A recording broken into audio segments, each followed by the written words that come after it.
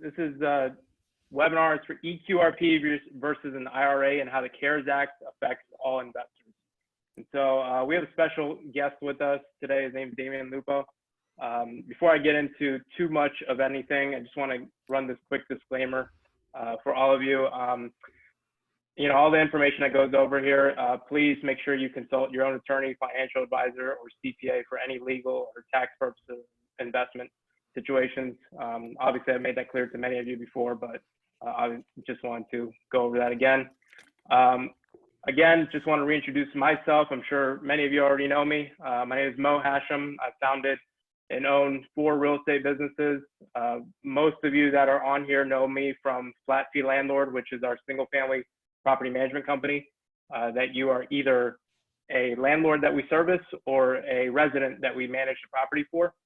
Hazel Management is the multifamily property management company that we own, and Hashim Realty is a residential real estate sales brokerage, and Hashim Holdings is a private equity firm that we invest in real estate with everyday people, just like the investors that are on this call right now, in large multifamily properties together as partners. Just so you guys know, Flat Fee Landlord services Virginia, Maryland, DC, and Texas. Same with Hashim Realty and Hashim Holdings. Primarily right now, our markets that we invest in are in the Texas Triangle, which consists of Houston, DFW, Austin, and San Antonio. I've got about a decade's worth of real estate experience, and during that time managed about 3,000 doors. And then today we have a very special guest. Like I said, I really appreciate Damion being on here with us, but Damion is a best-selling author of about a dozen books on personal finance, investment, and retirement strategies. Damion is on a mission to free 1 million people from financial bondage. He hosts the Financial Underdogs podcast, ripping conventional wisdom apart for the Main Street investor looking for truth about money and investing. Not only has he started 50+ companies, he has founded his own martial art, Aikido. Damion developed the ultimate investor retirement tool called the eQRP. His strategy gives individuals total control of their retirement money to invest in real assets like real estate, gold, and crypto. And so the reason I asked Damion to get on a webinar with us today is because, just so you know, Damion, the people that are going to be on this call, like I said, they're either residents of ours that they are leasing a single family home from us, or they're a landlord that we're managing the property for them, or they've already invested in real estate with us through our firm, Hashim Holdings. And so, there's a lot going on right now with the CARES Act and everything with COVID and everything. I actually came across you a while ago on a few different podcasts, and have listened to your stuff. But recently I saw you on another webinar where you were kind of discussing the differences and basically all the options with the CARES Act. I think you can take out anywhere from like up to $200,000 from your retirement fund, tax and penalty free right now. And obviously that's why I wanted to bring some of our residents on in case they ever run into like a financial hardship and they need to access cash somewhere quickly. I wanted them to know their options for that. But then on top of that, also, we've had a lot of our landlord investors want to know how they can invest in real estate as the opportunity for that comes with, potentially falling real estate prices. So you've, sounded very smart, and so I know what you're talking about. And really, again, just to give you a little background on people listening, I would say they're probably moderate investors, okay? So when you're talking to them, they may not know a whole lot of things in terms of even a self-directed IRA or UBIT or any of that stuff, just to kind of give you some background. But those are things hopefully you can kind of go over and discuss with them. And then, like I said, everybody, if you have questions, please put them in the Q&A box. But for now, I'll go ahead and hand it off to Damion, and you can take it from here. Sounds good. Thanks, Mo. Thank you guys for having me and for being here and spending part of your Wednesday evening. We're going to probably spend about 45 minutes or so talking. I'll present and share. And again, throw your questions in the Q&A and I'll make sure to get to all of them, whether they're on this topic or something else. Like Mo, I've spent a lot of time in, my background is going to come up here in a couple of slides, and I'll just dig into it and give you guys some relevant information that could potentially change your life. And if not yours, probably a family member or community, a friend or somebody, because this information does really touch most of the population. Or let's just go right into it. All right. All right. So you should see the copy of the book right now. Just make sure we're good. Mo, good thumbs up there. Yes, sir. All right. So this is a book called the eQRP book. It's one of the books I've written. We're going to mostly focus on this topic for the next 45 minutes. And at the end of this, if any of you want a copy of it, I'm more than happy to send it out. We'll shoot a copy and we'll actually put it in your hands. It's a physical copy, and I'll give you some other resources too. And then you can share it with people and use it as you may. And then if you get done with it, you have something to start a fire if you ever end up in that situation. So a lot of options that we're going to give you. First thing I want to really talk about is how long it takes and how long we really need to be thinking about how long we're taking to make decisions. There's a thing that's happening right now. You guys are probably very clear on this, that everything is speeding up.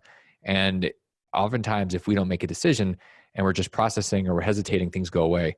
This happens a lot in investments these days because there's a lot of interest. And so if a really great deal comes up, you can't wait 3 or 4 weeks and then say, yes, I want to do it, because that deal is gone. I mean, Mo can attest to this. If this is how it's been for a number of years. And I would say that things are not slowing down, they're speeding up. This actually happens with a lot of parts of our life. It's not just the investing. One of the things that I made a decision on, it took me about 4.5 seconds, was when I had somebody call me a couple of years ago and ask me if I wanted to go to Uganda and hang out with the silverback gorillas. And I said, yes. It didn't matter when, it didn't matter where, how we were going to get there. And it didn't really matter what it cost. I just was going to go. And it was probably an hour later that trip was filled. And the reason I bring this up is because there are choices that we can make every day. And if we're not willing to pull the trigger, if we're not taking action on those things, we're going to watch life go by. And it's now more relevant than ever because things are happening so fast. Just in case you're wondering, this is what silverbacks look like when you're about a foot from them. And when you look at their eyes, it's not like the movie Congo where they say they'll come and attack you. They basically just sit there and eat leaves. So if you ever want to go do something life-changing, hanging out in Africa with silverbacks is pretty cool. Here's one of the other things that's important about making choices. If you make choices and you take action, you're not going to end up with a really bad tattoo. And ultimately the tattoo is more important because of the message behind it, the regrets. If I had said, no, I'm scared of Africa, or I'm scared of this thing, I probably would have got to the end of my life and had a totally different experience. I would have looked back and said, dang, I wish I would have done that. And I would, even though we got blackmailed by our drivers in the middle of Uganda and shaken down, and our truck blew up and we had to duct tape the radiator and we had a mob, like none of that stuff mattered. I don't regret any of it. It was amazing. The ultimate problem I think most of us are going to run into if we don't start shifting is that we're going to have a conversation like my dad had with me about 5 years ago, right before he passed away, when he looked at me and he said, there were so many things that I wanted to do. And that was his version of having regret tattooed on his heart, and it kind of burned into my soul. And I don't want any of you guys to ever have that experience. And the only way to do it is to go deep and make decisions. One of the ways that we go deep is by doing something a lot. And that, for me, there's a couple of things that I've spent 10,000 hours on. This became popular with Malcolm Gladwell's book about mastery. When you spend 10,000 hours on something, it tends to put you into a space where you start to develop a deeper understanding of it. And so one of the things that I spent that time on was martial arts over a 20-year period. I don't think my dad ever did anything like that where he went deep enough. And I think that's where the regret started. It was not going deep enough to find out what he was capable of. And it was a good lesson, or maybe more of a warning. So if there's something that matters to you, it's worth going deep into it and developing the competence. One of the things that happens when you go deep into something, you somehow end up writing a book about it. And there's part of the reason you do that is to make sure that you understand it. And I've done it a lot for me, just to figure out if I actually understood things. I'd write books. And also it was to be able to share with other people what I've learned and to condense it so that I can leverage what I've learned and it doesn't just die with me. The other thing that I spent 10,000 hours, this was one of my black belts. You can see them behind me. They're hanging on the wall. And it was a really fun 3 hours until the last 30 seconds when I flipped one of the 4 guys that was attacking me, flipped him and flipped his foot into my cheek and broke my cheek and knocked myself out.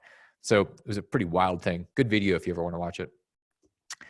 All right, so this was the other thing that I spent about 10 years on, 10,000 hours from 1999 until towards the end of the first decade of the 21st century, I built a portfolio. It took me about 5 years to get to this point where I had 150 houses, and I was pretty impressed with myself. I mean, this kind of net worth was cool. I got the Will Smith Ferrari from Bad Boys 2, and it was a pretty great lifestyle. At least I thought it was. The problem is I was kind of just doing more for the sake of more, and I thought more was better. And so I kept adding millions and cars, and like one Ferrari wasn't enough. So I ended up with a whole fleet of Ferraris in a car club. This was all fun until that event you guys have heard of, and many of you lived through, called the 2008 Great Recession. That $5 million net worth with that $20 million portfolio turned into a negative $5 million. And the reason that this is important is it really helped me to say, okay, what was I doing all that for? So whether you're investing or whether you're starting a business or you have a business or wherever you're at, if you're working really hard for more, I would just encourage you to ask, why is more better? And sometimes it's really better. I have a different version of wealth now. It used to be a billionaire was $1 billion in my bank account, and that was a big goal. Now being a billionaire is different. It's about 1 billion people's lives touched. And so the first part of this shift after this blow up and losing this $20 million business was asking a different why. It was saying, okay, why am I going to go out there and work my butt off and spend days and nights and weekends and all this stuff? And it's a good question. Why do we work so hard? Is it just for our own consumption, to have a bigger house, to have more expensive wine or whatever it is? For me, it shifted into something beyond me. It was 1 million people. It was 1 million people's shackles, their financial shackles, breaking the bondage and giving people a chance to actually have freedom where you guys could take money out of the equation. I said, okay, that's a worthy thing. It's a worthy goal. It's worthy of my time and my life. It helped me understand that there's a possibility for me getting to the end and looking back and going, totally worth it, totally amazing. And there's nothing I regret. That's why it's important to have some type of goal that's beyond you, a vision, and it has to be big. In fact, there's a story with Ted Turner where he was talking about his dad, and his dad achieved his goals and literally died like right after that because he was done. And Ted said, there was something that I decided. It was that I would always have a goal that I could never achieve in my lifetime. And that's a really powerful thing to think about it, because it's kind of like the magnetism or the gravitational pull from the moon. It just pulls at you forever, and it gives you some guidance. And I think that's important for everybody, no matter who you are or where you're at in life. This is the thing that I think we need to be more concerned about and afraid of than anything else. And it's kind of crazy. Funny story. I actually had the IRS show up at my house after the meltdown, and I was like, well, what else could go wrong? Knock at the door after losing $20 million. And the IRS, I didn't know it was the IRS. It was 4 agents with badges and guns at my house. And I thought, this is a disaster. Why are they here? Turns out they were actually at my house for the lady that lived in the house before me. And I didn't know what was going on. I found out later with this envelope that was pasted onto the door. And so not only did that kind of just derail me, it was a trigger event for me. And it also made me think about the power of the IRS. And here's the most dangerous thing. When I say the IRS is what we should be afraid of, it's because of this number. This is the number. This is the amount of your income that the government, that the tax authorities are going to take over your lifetime. 70% of it. This is a massive, massive problem, because you're talking about more than $2 out of $3 are going away that you don't have any control of to make whatever, I guess, to give away now. If we're going to talk about the CARES Act and different legislation, the government just knows how to spend things. I'm not really sure that they know how to use my money better than I do, but they sure think they do. And same with you. Like, ultimately, there's a different question. Do you think this is a good number, or do you think that's a good number? I would venture to say that most of you would rather have zero. That was one of the things that came up during the debate with President Trump and Hillary Clinton back in 2016. If y'all remember, it's a funny video on YouTube where Hillary Clinton said, Donald Trump does not want to show us his tax returns because he doesn't pay taxes. And he said, that makes me smart. And I just remember going, it kind of made me laugh, because he just uses the tax code. And that's the difference between a lot of elitists, a lot of people that are academics. They think there's something wrong with actually using the tax code. And all the tax code is a big pile of incentives to get us to do certain things like build apartments or hire employees. And there are things that I'm going to show you that you can use the tax code to do and pay zero, to literally keep your money for you and your children and for your whole lifetime. So if we're going to do that, we're going to have to start thinking differently. It's more about shifting from conventional wisdom and how our belief systems based on what somebody else taught us that may or may not have been it's probably what they knew best, parents and people around us. But the reality is most of the people we love and know in our life just didn't know any better. So they gave us what they knew. There's going to be some different ideas around thinking. And if we think different, we can start investing differently. That's what we're going to shift into. We're going to start talking about something you probably have never heard of before. It's called an eQRP. It's the Enhanced Qualified Retirement Plan. Very different than anything else that's out there. Most of you have probably heard of things like 401ks and IRAs and different retirement things at work or those type of things. We're going to dig into these and unpack them so that you'll have some new ideas and tools, different ways to invest, and it'll plant a seed. And it may be something you can do something with right now, or it may be something down the road years away. At least the seed's going to plant and you can start growing something different.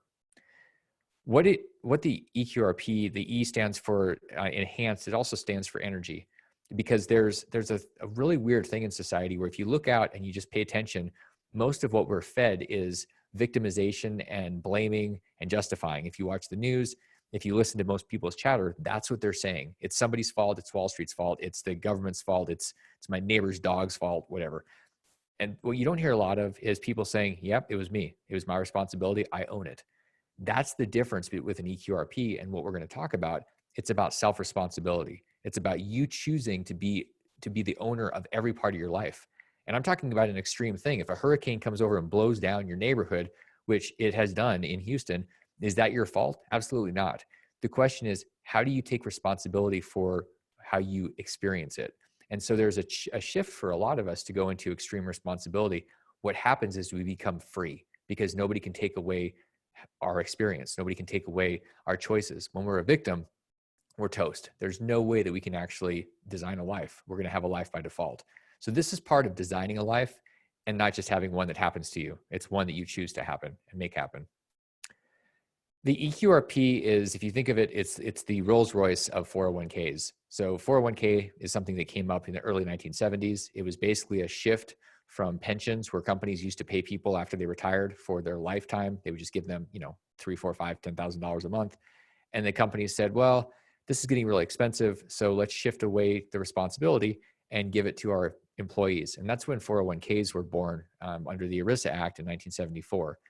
The eQRP is the ultimate. It's the Rolls Royce. It gives you more power and control and options than anything else that exists in the entire world. This is the premier thing. It's also where all the money is.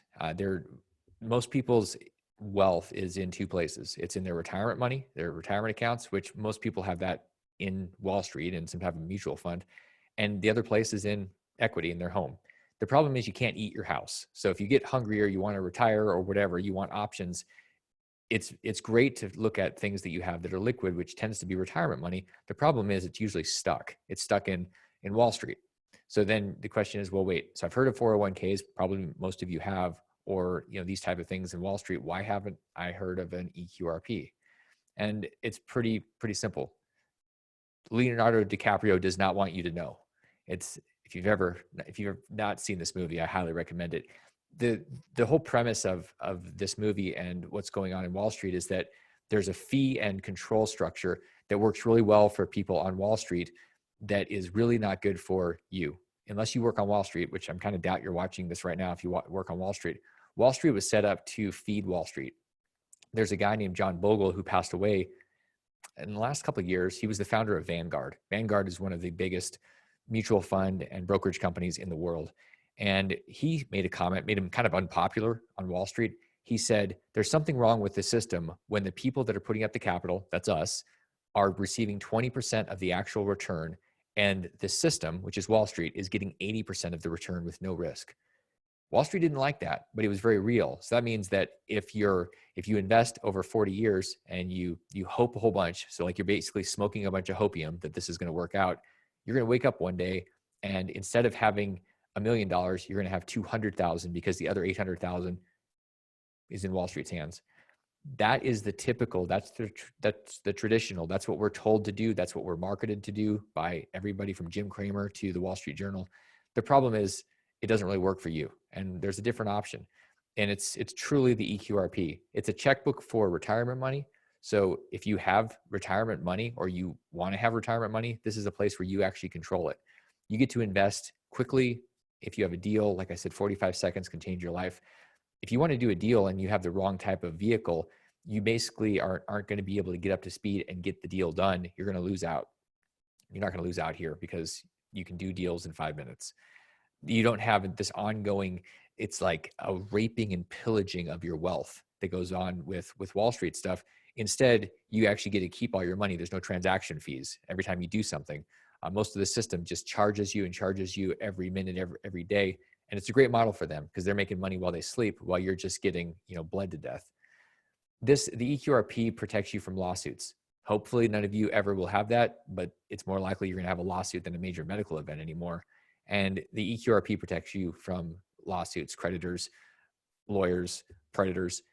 You have a $50,000 credit line inside this if you need that for anything. I'm going to share a funny story. It actually is more this year because of the CARES Act, and that you can use debt. So when we think about real estate, one of the most valuable things about investing in real estate is that you can use debt. And so when you get debt on a deal, you just pay this debt and you get to keep all the profit. Well, that's really awesome if you use retirement money to go invest in real estate with debt, if you're using the right retirement account.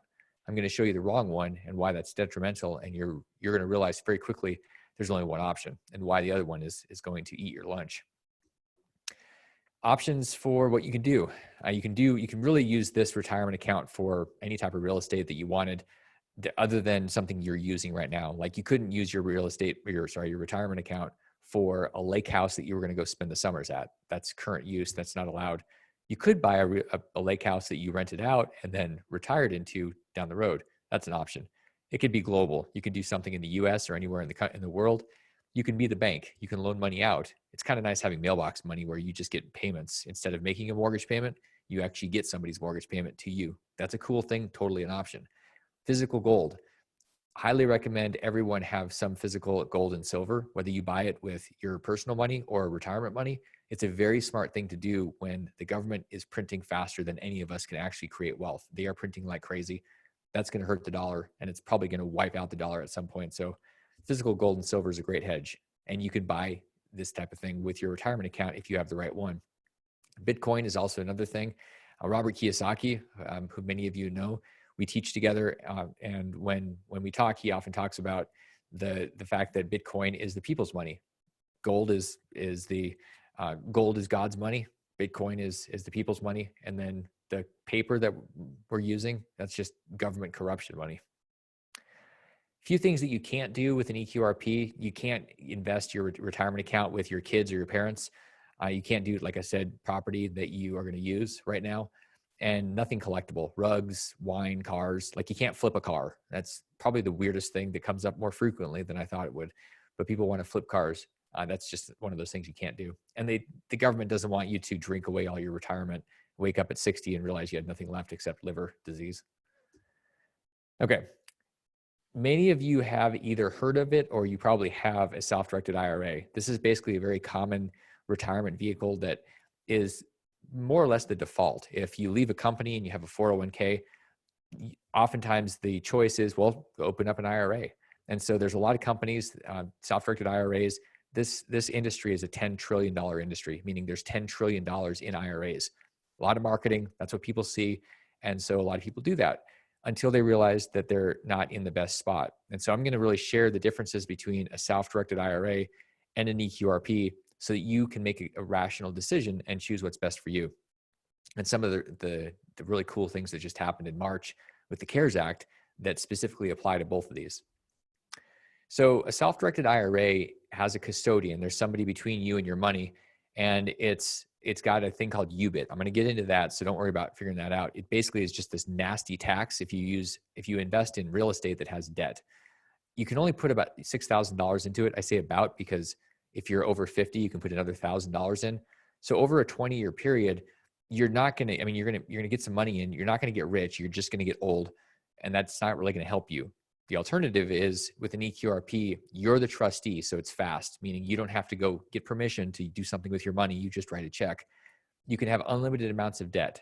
So if you can find a property or you invest in something that has 90% debt, here's an example. There's $1 million building and you have $100,000 in your retirement account. You could go get a $900,000 loan, invest in this building, and then Let's say that building turns into $2 million.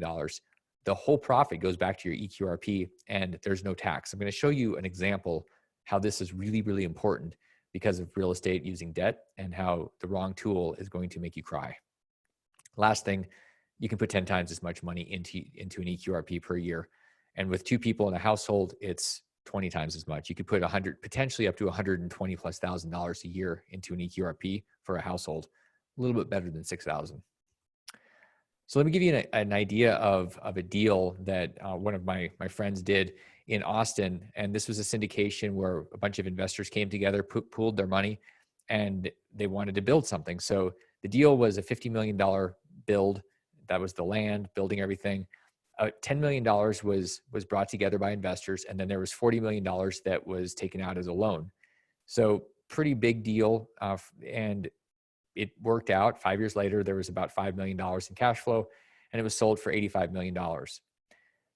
Pretty good $40 million profit. Everybody's happy, except the people that had self-directed IRAs. If self-directed IRAs were used to invest in this property, because a lot of the profit came from all that debt, the potential tax from a tax sheltered retirement account is $11 million.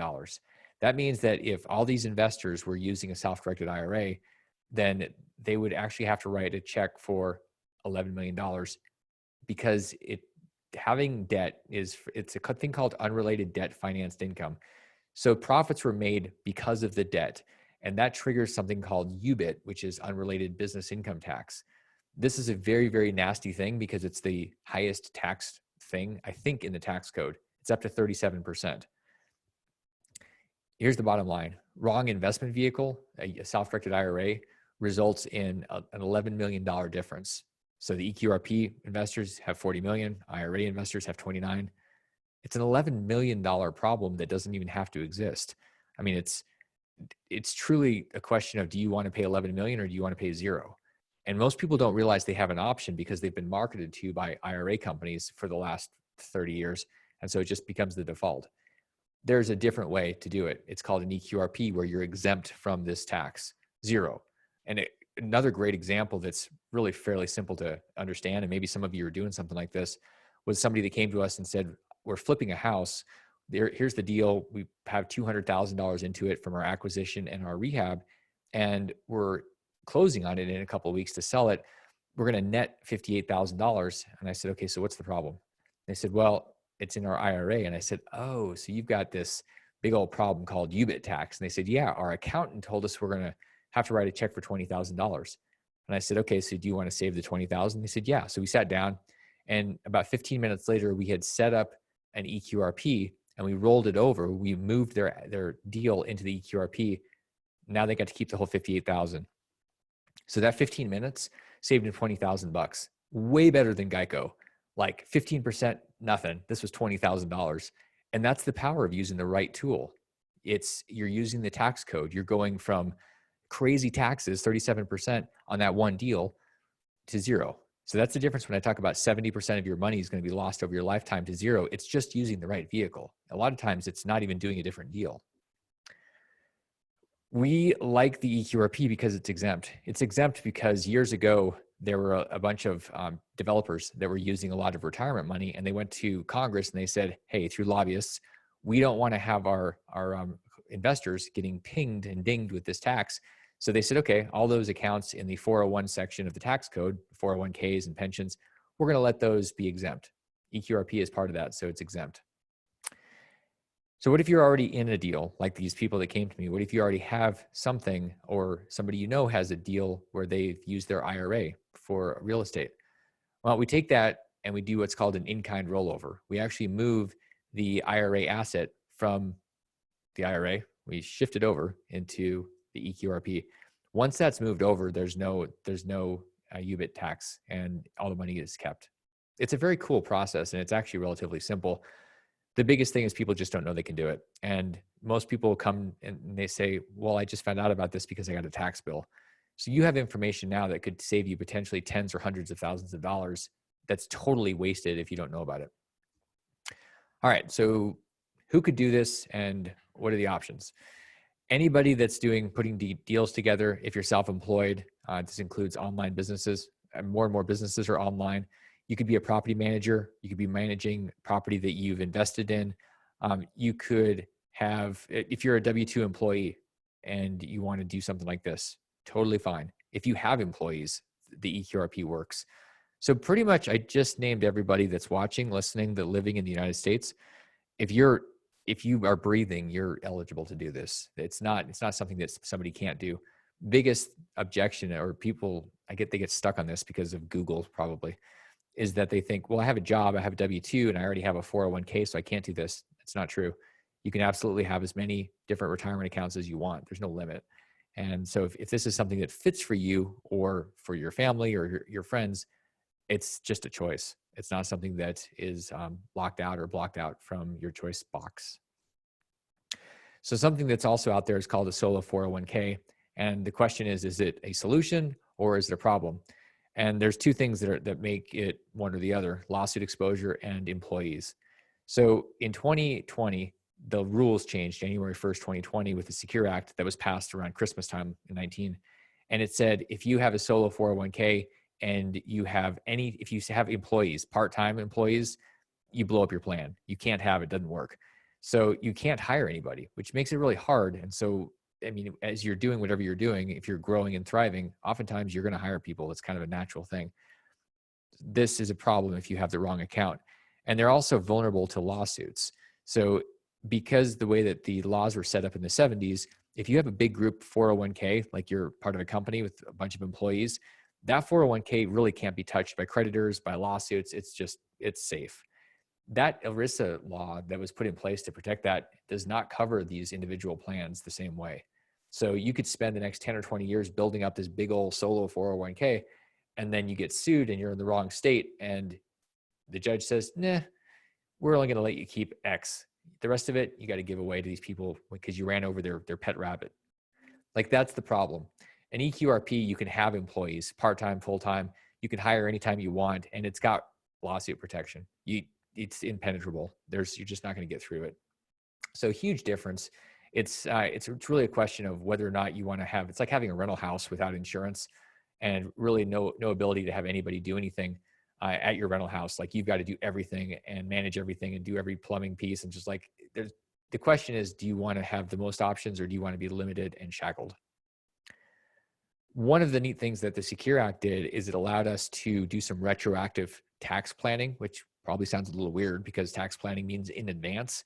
Whereas with the Secure Act, it said, if you want to set up a retirement account for the previous year, you can do that in the following year. So like, let's say in 2021, you realize, wow, 2020, I made too much money. Let's say you made $200,000 this year and then you didn't realize it until April of 2021. This says, okay, well, you can set up an eQRP, you can set up a retirement account for the previous year, even though the year is come and gone. And in this case, let's say you made a couple $100,000, you could contribute $57,000 for last year and do all this like retroactively, and that knocks your income down.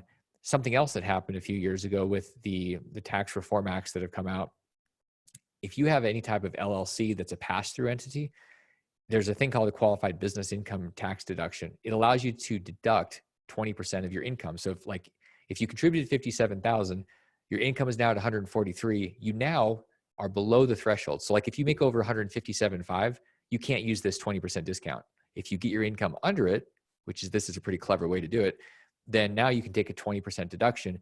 Your net income is 115. Here's the bottom line, what that means. You just saved $20,000. It's another 20,000. So the first one was from UBIT, not using the IRAs. Here's your second $20,000 tip. Just make a contribution and put yourself below that 157.5 threshold. All these different things are sitting in the tax code, and it bums me out, bothers me a little bit that so many people beat up on wealthy people because they're using the tax code. The tax code's here for everybody. We can all use it. So here's another place where you can just keep $20,000, or you can give it to the government if you think they're better with your money. Okay, so here's another option: converting some money. The whole point of this is to get money to either a Roth, which is after tax. Typical retirement accounts start off as tax deferred. So Many of you know this, some of you don't. If you put money into a 401k or an IRA, by default, you put it in and you don't have to pay taxes on that money going in, and it grows and compounds over a period of time. And then when you take it out, you pay taxes on it. The other option is to have that money being Roth. Roth is after tax. So you pay the tax potentially now, and then it grows tax-free, and then you pull it out tax-free. I'm going to show you how to not pay taxes at all, ever. In the beginning, the end, the middle, doesn't matter. So let's pretend you have $300,000 in your IRA or 401k, and you want to buy a $1 million property and then live off the cash flow from the property starting now, and maybe you're only 40 years old or 45 or 50. You're not 60, which is the typical retirement age, 59 and a half. Let's say you want to do this now. I'm going to show you how to do it with an example. There's something that you can become, which is a real estate professional. And all that means is that you, or it could be a spouse, has real estate as your primary thing, your biggest income source, and you're spending at least 750 hours a year on that business. And it not necessarily doesn't have to be your biggest income source. It has to be your biggest time, like where you're focusing on. So let's say you're a real estate professional and you want to buy $1 million building. If you buy $1 million building, something happened with these laws that have changed the last couple of years, where there's something called bonus depreciation. Now, I know Mo likes this a lot, and anybody that has real estate right now is really liking bonus depreciation, because what happens is, this has been, the media makes me crazy sometimes. They say all these loopholes called depreciation, this pretend thing that you don't have to pay taxes on. And I go, you guys are idiot journalists. You don't understand. This is what incentivizes people to go build, because the government's terrible at building things. So getting back to the example, you go buy this $1 million building. When you do that, the first year, you're going to get a $300,000 depreciation deduction. And that's great. That's a loss. It's a pretend loss that you get to use against real income.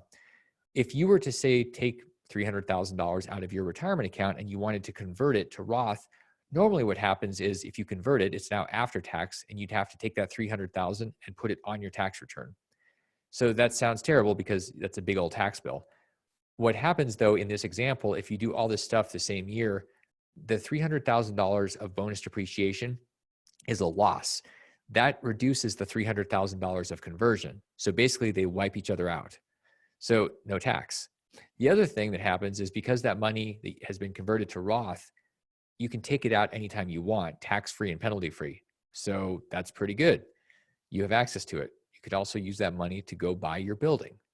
So if you have money in a retirement account right now, you could literally get the money out, go buy a building, not pay taxes on the conversion, and now you have the thing paying you forever. I mean, $1 million building that you put $300,000 into right now potentially could set you free for life. So when I hear people saying, well, I need to have $2 million or $10 million, and that's how I got to build my retirement account up to that, I call bull. You could literally do it with $300,000 and probably have enough for most people to have a lifestyle of freedom, and then play the game from there, versus I got to go to work because I got to pay the bills. This is a way for you guys to really use the tax code. In this example, you didn't pay taxes for any of there's no part of this that ends up results in you paying taxes. And then going forward, in all likelihood, you're not going to be paying taxes anymore. There are strategies around going to zero, just over and over. Our tax code, 70, 80,000 pages of basically incentives to not pay taxes. Another thing that you can do is you can hand off retirement accounts to people. I actually hired my father about 20 years ago. And I said, Dad, I want you to be the chairman of my company. Kind of forced him to come down from Alaska, where we grew up, to the civilization, and hang out with me and hang out with his other grandkids and kids. And in the process, I paid him. He took some of the money I paid him, and he set up an account, a retirement account, that I then inherited. You can do the same thing with your parents, with your kids, and you can have a Roth account that somebody inherits, or that you inherit if it's your parents or grandparents. Ultimately, what you're doing is you're saying, okay, if a Roth account is bequeathed, if somebody gets it when somebody dies, they get to take that thing and grow it and spend it. Today, it's 10 years. You have 10 years to do this. So you can have the benefit of these retirement accounts, the tax-free stuff, go 10 years beyond your lifetime. That's pretty amazing if you think about how many decades of no taxes are possible if you start using these tools, instead of, again, giving away your money to the government, who, quite honestly, is made up of mostly financial morons. Another neat strategy that can be used if you have any type of business and you want to pay your kids, you can make them a W-2 of your business and you can pay them up to $12,200. That's a tax write-off to you, and that $12,200 is tax-free to them. No self-employment tax, no federal income tax. It's literally tax-free. What happens is you're taking that money out of your taxable income, your highest chunk. So it's going to zero, which is pretty cool. And then it's now active income to them. That can be done. A couple of different things can be done. One, you could just say, okay, well, guess what? You're buying your own clothes, you're buying your own stuff, or you're in charge of their money. It also gives you the ability to set up an eQRP for your child so that they're able to put that money into a Roth account, which is after tax, but there was no tax. So that money can go in each year. It can be taken out anytime at any age. So junior has $12,200 going in each year, and say 10 years later, there's $120,000 plus in there. All the money that you put in can be taken out. So if they go to college, if they want to start a business, they want to have a house or whatever, it's a really cool way to shield your income from taxes and build your kids' financial future up before they even understand what's happening. By the way, if you're trying to figure out how to pay your kid is like 6. That was me as a 6-year-old JCPenney model for the bankrupt company. I'm not saying they're correlated, that one was because of the other, but I'm just saying that, it's an option if you want to pay your kids. There's lots of things they can do beyond tweet. Okay. So funding the eQRP, rollovers, you guys can put almost anything in. I'm going to show you some stuff because of the CARES Act where you can put some stuff in that you couldn't until 8 weeks ago. Any IRAs that you have other than Roth IRAs or inherited IRAs, so basically most IRAs that you're going to have, you can roll over. 401ks from old employers, TSPs, like if you were a government employee, military, FAA, anything, all these DEA, FBI, you can roll those over. 403Bs and 457s, police officers, educators, unlimited amounts, you can roll them all up. I talked to somebody earlier today that had 4, 5, 6 of these things, and they're all orphans and they're all over the place. And so you can get them all in one place, and now you've got some serious firepower. You can also put up to $57,000 per person, even more if you're over 50. So in a household of 2 people, you could put over $100,000 a year in. It could be deferred money, meaning you get a tax deduction when you put it in, or it could be Roth, meaning you don't get a tax deduction, but you get to grow it and take it out tax-free, or it could be a Cabo. And there's no income limit. Doesn't matter how much you make, how little, how high, you're eligible if you want to do it. So here's the breaking news. We have to have a red breaking news alert. When Congress changed the rules on March 27th of 2020, they said, we need to get more money into the economy. We need to give people access to their cash because people are frozen and we don't want a depression to happen. So they just spent a ton, $2.2 trillion on that day. Biggest bill in history, globally, like ever. And one of the things it did is it opened up some retirement money. So you can now take up to $100,000 out of your 401k or eQRP or IRA, even while you're still employed, and use that and do a couple of different things. There used to be a penalty. So if you wanted to pull your money out before you were 59 and a half, 10% penalty plus tax. Now, no penalty. And you don't even have to pay tax a couple of different ways that we're going to give you. $100,000 out of a current employer's plan. Like if you're working right now and you've got a 401k, this has never been an option to say, hey, I want $100,000. Now it is an option to go. Many employers, including the federal government, are saying, yes, you can do this. How do you qualify? You say, I was impacted by COVID-19. That's basically it. It's a certification that you've been impacted. And how are you impacted? A million ways. If you had it, if somebody else had it, if you had your income change, I mean, there's a million different ways. I think it'd be hard to find somebody that hasn't been impacted by COVID-19. It's a very open, broad rule to get people to get money and spend it and do stuff with it. So you've got 2 options with this 100,000, or it's up to however much you have, whichever's less. So if you had 75,000, it could be 75.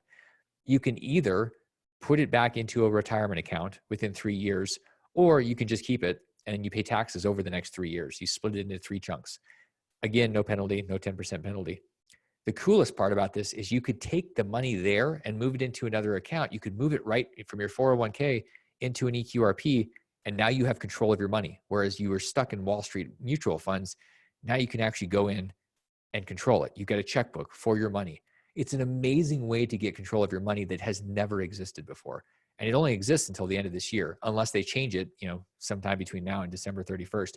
It is a very limited time opportunity that we have, may not ever come back again, but it's what they did.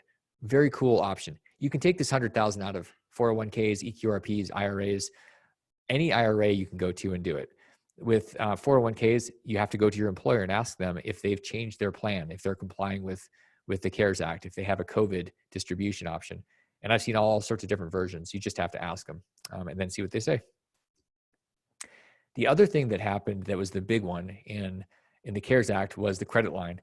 So normally a 401, this only applies to 401ks and those type of plans, thrift savings plans, eQRPs. There's typically a $50,000 credit line, meaning if you want to borrow, you can borrow up to 50,000 or 50% of your whatever's in there. That changed. Now it's up to $100,000 or whatever's in there, whichever's less. The reason I have a black card here is because I used to have one of these things. And if you don't know what a black card is, now everybody's making a black card. But the original black card, the American Express black card that had my name on it, was called Damion Lupo Overspender Idiot. And it was because you have to spend some ridiculous amount of money. Like I was spending $1 million a year on God knows what. And here's my experience. Now, this was sort of a funny slide, and now it's sort of a weird slide because I actually went in and tried to buy a pallet of toilet paper in 2008 with my black card, because at the time it was Costco, they only took American Express. And they said, "I'm sorry, sir, your card's declined." And I said, "That's got to be wrong because it's a black card. I can buy a jet on this." And they said, "Sir, you cannot buy your toilet paper." And I said, "Crap." And they're like, "Probably not." And I went, "Damn it." So now you can't even get toilet paper barely, but then I couldn't pay for it. And so I walked out of Costco without toilet paper, and I called American Express and I said, "What is going on? I spend over 6 figures a month on this card." Again, spending problem, not bragging, just telling you that I was an idiot. And they said, "Yes. And what's your question?" And I said, "Well, how come my card got declined?" They said, your balance is 11,000. I said, "Who cares? I spent 150,000 last month." And they said, "Well, your limit is $11,000. And I went, "Wait a second, what happened?" And they said, "Oh, your limit has been changed. It's now fixed." And what had happened is credit companies, credit cards, banks do this when they see potential losses. They'll just freeze everything. They're doing it right now with home equity lines of credit and different credit lines. They're just freezing them. If you go to your credit card company and you say, "Oh, I saw your ad where I can defer payments," watch how fast your credit line changes from whatever it was to the limit that they want to put on it, like whatever your balance is. The point of this is you don't really have control of your credit lines that somebody else controls. But what you do have is you have an option within your eQRP for a $100,000 credit line to use on any toilet paper or anything you want, whenever you want. Nobody can say no. For me, that was important because I realized I was living on credit. Even though I was making a ton of money, I was living on bigger credit than I was actually bringing in. So bottom line is, it's nice when you have the ability to always have a credit line. Nobody can turn it off. Okay, so this is for anybody that speaks Portuguese. So if you're from Brazil, or I guess Portugal, perhaps you know what Barato Sai caro is. I did not, but I like it. And so I threw it in here. And it means cheap objects can be expensive. Here's what that comes down to. If you're arguing with people, you're taking cheap advice. If you're listening to people that are giving you free advice, that's probably stupid. And it makes both people stupid if you're listening to and arguing with a stupid person. I just think that it makes more sense to listen to people that are expensive, that are wise, that are maybe balder, that are grayer than you. And it's because there's wisdom there. I mean, the ultimate is listening to someone like Yoda. And I would say that there's always a Yoda available in our lives, whether it's Mo or somebody that you know that has done the thing that you want to do. People around you have gone through the stuff, and life is too short to do it all on your own. There's a thing called OPE, other people's experiences. And one of the things that you can do is you can borrow people's rules, like how they operate, their operating system, if you will. Like Warren Buffett has an operating system. Hadn't been very good in the last year. He's been getting clobbered, but this is the Oracle of Omaha. He has rules. I didn't have any rules except I want to make more money and spend more money and be a hedonistic jerk. That was my plan. I didn't have any rules, so I just kind of did everything. After 2008, I made some rules. Why? To protect me from me. I circled 3 things on here that are really powerful for me, maybe for you. And here's the first one was that I decided I'm not going to ever be around or work with or invest with or anything with people that were not self-responsible. They had to be self-responsible. Even clients now, if I hear somebody talking about being a victim, I say, I don't think we're the right fit for you. because it's a different energy. When people are self-responsible, it's inspiring and it's energizing. It's not suffocating and depressing. So that's a really important rule. I've like a barrier around me. Not self-responsible people, stay away. A portfolio, I don't invest more than 5% of my money in any deal. And that's because I'm not that good. In school, we're taught that if you get 50% wrong, you're an idiot, you're a failure, and they throw you out. They say if you get 90% right, you're an A student, you're an all-star. And I was trained that all my A's were good, that I was very smart. I was like, I was really good at memorizing crap the night before. That's all I was good at. What does that tell you? In the real world, if you make 50% wrong, it means you made 50% right, which means you're a billionaire. Truly, if you're that good and our system tells you don't do it, well, I know I'm going to be wrong. 50, 60, 70%. I've had 50 plus companies that I've started. I guarantee you that I was not successful in 50% of them. The ones that I was successful in made me millions of dollars. And so there's the question is, am I going to throw down on red or black every time I do something? And that's what happens when people put all their money into one thing. They lose and it takes them a lifetime to get it back. I have a rule, 5%. I also don't invest in any place that requires a bulletproof vest. And this is really important because guess what? I had an experience in Memphis, right by Graceland, where I bought an apartment complex. And when I bought it, it was a whole rehab. Like there was nobody living there. It was just kind of majorly run down. And I got a call about 6 months after I bought it. The property manager said, we got a problem. And I said, okay, what is it? And they said, somebody came and stole all your copper. And I said, well, how much? And they said, no, all of it. And I said, well, how much is that? And they said about $250,000 worth of copper. They tore it out of the concrete. I said, that's terrible. So I got to spend 6 months arguing with Lloyd's of London with attorneys. And ultimately, I think I recovered like 90,000 after attorneys, and Lloyd's took a piece of my left leg. And so it was kind of rough. After that happened, I thought nothing could get worse. Well, let me tell you, I got a call 6 months later. It got worse. And when they called and said, we got a problem, I said, what happened now? They said, well, actually, they stole your copper. I said, they who? We hired an armed guard to guard the damn copper. And they said, well, yeah, they got the copper and they killed your guard. And I said, whoa. Somebody's life was now on my shoulders that, I mean, like, you know, somebody was protecting my stupid copper, and they died saving it, but not really. I mean, you know, everything was lost there. And the reason this is such an important rule in the story is because I don't want to have anybody else's life on my shoulders. So I just don't invest in those places where there's a likelihood that somebody's going to die. When you have other people that are, you know, the balder, the grayer, the wiser, people that have been through things, you get to leverage off of their rules, which helps you not have to have these experiences. You'll have your own experiences. Trust me, there's plenty of things to screw up. But having somebody before you that's gone through stuff is so powerful because it's like Tim Ferriss's 4-hour work week. You can skip 40 years of dumb moves and start making some new ones. Like making the same mistake as other people is a pretty stupid thing. Like if you have to make all the same mistakes because your ego, I was really good at that. Had to do everything myself. Now I'm like, okay, let me learn from other people. Smarter way to do it. And trust me, you can shave years of being stupid and stuck. It's a really powerful strategy. Many of you are probably amongst this. I mean, this is common. People are, whether it's millennials or boomers, people are afraid of the one thing that is running out of money before they run out of life. Something that I remember about probably the last conversation or two I had with my dad before I left Alaska and then he died. He said, you know, I'm concerned that I'm gonna run out of money and I'm gonna end up being a drain. And I was like, okay. And that's all he really said. And I think he actually died sooner than he would have if he didn't feel the guilt of being a burden. And it's a terrible, terrible thing to have that concern. And it sucks because you lose somebody that you know could have had months with, years with, because nobody wants to be a burden on their family. Like it's not on anybody's wish list or their vision board. And it makes me sad that that happened. That doesn't have to be the case. If we understand how to create wealth, we stop paying 70% of our money to the federal government. We start using tools and connecting with people that are wise, that can help guide us.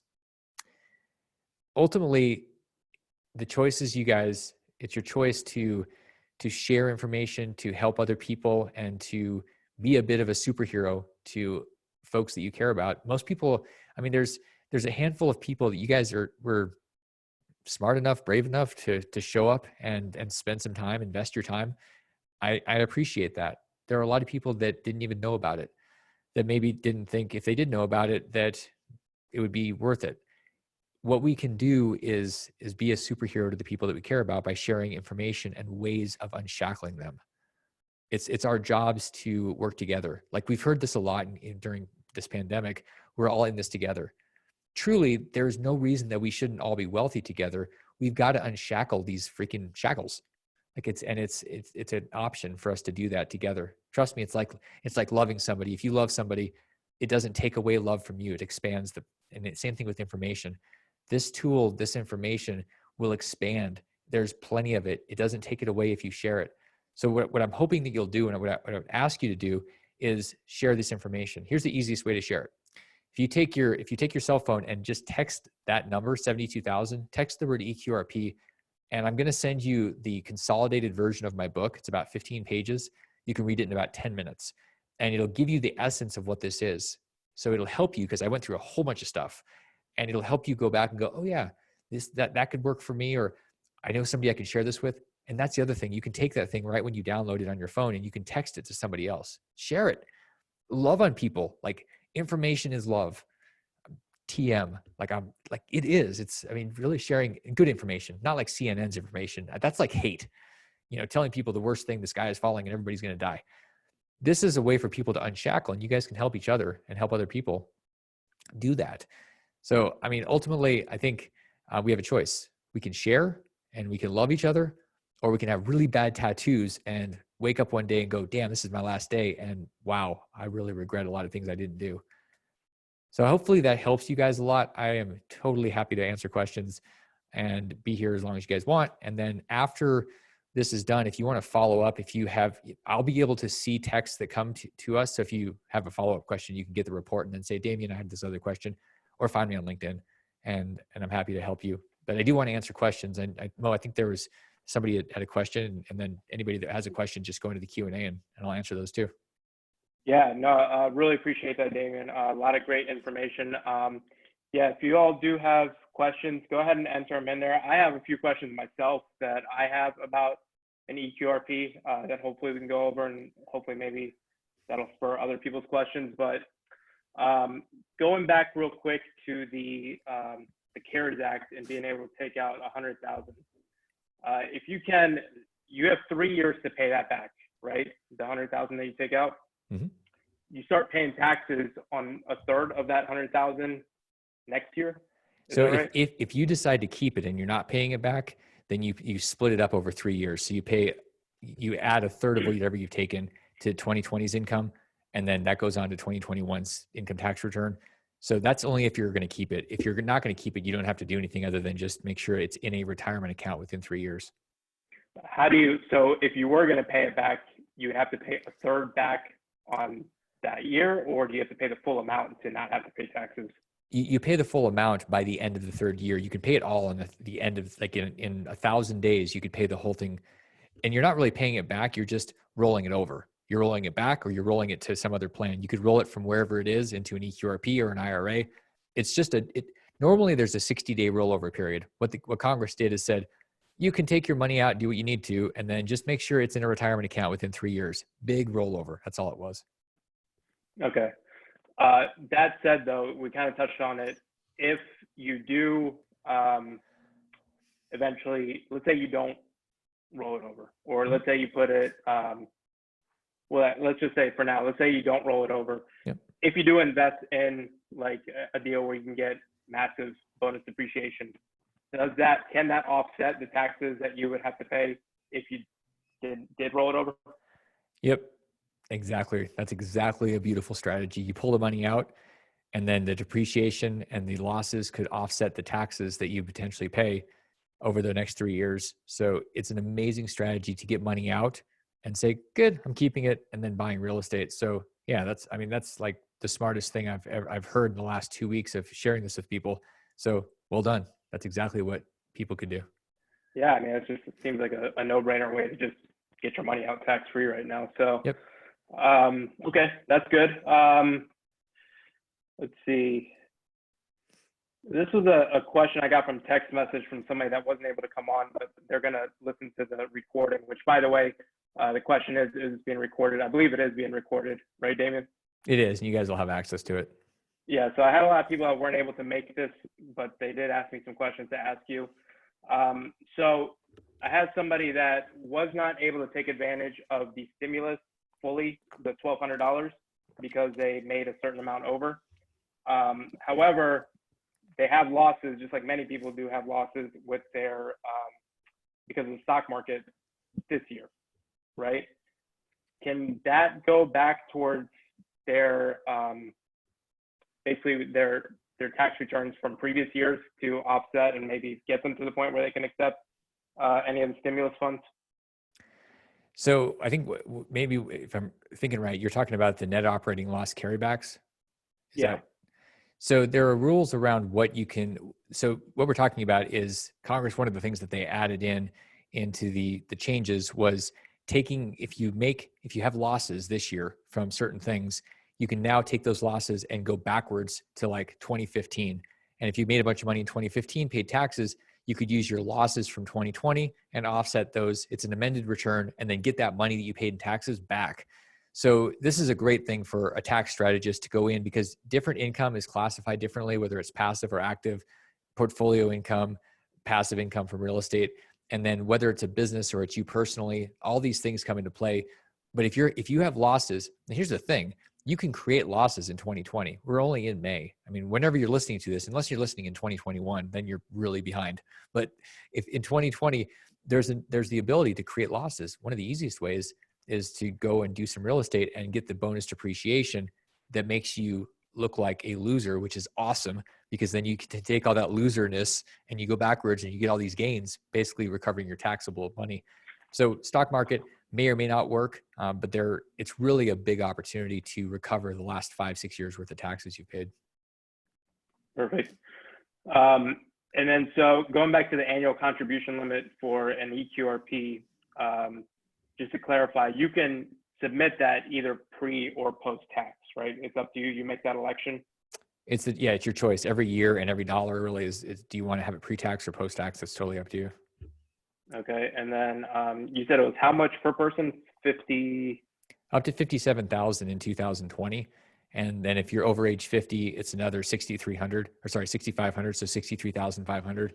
And so you've got, with two people, you're talking 127,000 max between the two of them per year if they're over age 50. Now, you said everybody can do it. Like I do, so this is kind of just a personal question for me.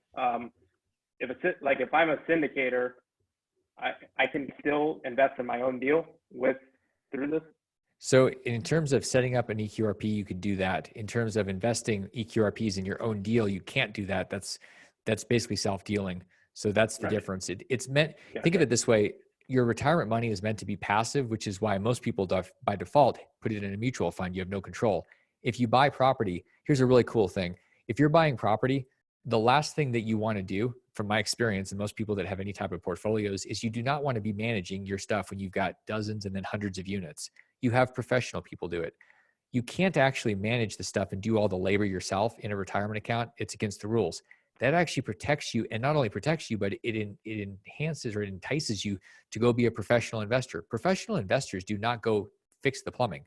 Like you have people, you have teams. Wealthy people have teams. It's a great lesson to force you to think bigger. So and the same thing with being a general partner. If you're doing your own deal, what you need to do is you need to have friends that are also doing deals, and then you can invest your money in their deals, and they can invest their eQRP money in your deals. So you can work together. You just have to make sure that there's a compliance aspect to this, and that's where you have a team. That we're part of that team. We make sure that you don't do something stupid to blow your knees off. Awesome. And so just to clarify, for some of the people on here, and maybe those people that will watch the recording, really, I think a lot of people understand and know and have heard of a self-directed IRA before. Obviously, everybody knows about traditional IRAs and Roth IRAs. Those are all stock related. And then when it comes to self-directed IRA, you can invest in other things like you went over in your presentation. In our case, we're talking about real estate. And then eQRP is a model similar to that. But again, it just comes down to that whole UBIT thing. That's, for me, I know that's the biggest thing of why I would never recommend any of our clients invest. I'm not recommending anybody to anything because I'm not licensed, but I'm going to put them in your hands and let you tell them why they should be investing through an eQRP versus a self-directed IRA. I think, and correct me if I'm wrong, unless you're lending money out to somebody, I think that's probably when a self-directed IRA could work or make sense versus, I mean, I'm sure you can probably, I don't know, that's maybe a question. Can you lend money out through an eQRP, or is it only a self-directed IRA thing? You can do pretty much mostly the same things. You can, doesn't mean you should. One thing you can't do is you cannot buy physical gold and silver in a self-directed IRA and hold it. With an eQRP, you actually can. So there are different rules around even what you can do. Most of the rules are the same. The problem is the fee structures for doing deals. Like, let's say you're lending money out and every month you get a check. Typically in a custodian relationship with an IRA, you're going to pay a fee, 10, 20, $50 per month per check. That could eat up 20, 30, 50, 100% of your return. So that's dumb. With an eQRP, you have no transaction fees. So that's huge. And I'll give you a simple example of the UBIT tax, because that can be totally overwhelming. I get it. If you had, say, $50,000 that you put into a real estate deal in somebody's syndication, you're partnering with a bunch of people, and that 50, 5 years later comes back and it's now worth 100. Those deals happen all the time. It's very common. If you used an IRA, and let's assume also that deal had 70% debt. Well, that means not your debt, but somebody put debt on that property. And so that was the deal. If that were the case and you got your $100,000 back, the most likely number is you're going to write a check for around $12,000 in taxes if you use an IRA. That's what UBIT will do to that deal. eQRP, you keep the 100. So just thinking about that, there is no good reason in my mind if you have the choice between a self-directed IRA and an eQRP, why you would ever do a self-directed IRA, unless you absolutely love the person that's the custodian. They happen to be your uncle and you're going to get kicked out of Christmas or something. Like, otherwise, why would you do that to yourself? Yeah, it makes no sense to me. Like I said, when I heard you talk about it, I think it's just people don't know about it enough, right? And I think it's people like you that come out on the different podcasts and educate people and really know the right vehicle to use, right? So that's what it all comes down to. So that's all the questions I have right now. I don't see anybody has left any other at the moment. So if you all do have any questions, obviously you should have Damien's contact information. He has a text message. Feel free to reach out directly to him, or you can reach out to me and I have his info and I can put you in touch with him, or reach out to him as well. But other than that, really, really appreciate you coming on here, Damien, and spending time with us. And it's been very educational, and I really appreciate it. Yeah, appreciate you having me. Thanks for the opportunity. You guys, thanks for being here. And thanks for everybody hanging out. And then if you're listening to this later, thanks for spending the time. I mean, you guys can change your lives and have a life by design. It's a choice. It doesn't have to be a default. And you're doing great by being here and opening your mind and hopefully sharing this and make other people wealthier and freer together. Awesome. Thank you so much, everybody, for coming. And once again, Damien, thank you a lot. Thanks, Mo.